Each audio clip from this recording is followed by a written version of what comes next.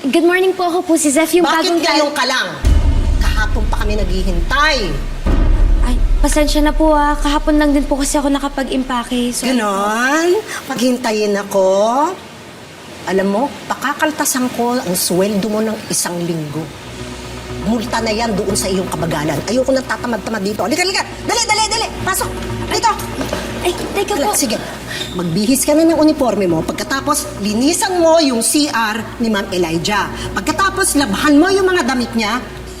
Kailangan hand wash. Hindi po pwedeng washing machine. Naintindihan? Sorry po bisita po ako ni Mr. Rodente.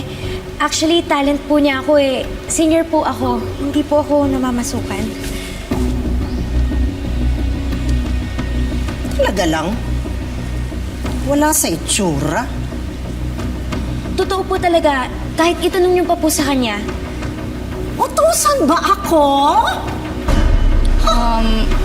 What's happening?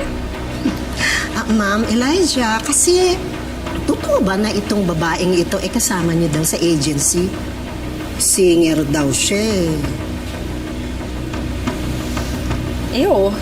Mukha bang Rodente talent yan? Antipati ka? Ha? Kabago-bago mo? Sinungaling ka pa? Isusumbong kita sa agency ninyo. Humanda ka! Nena, ano pa ginagawa mo?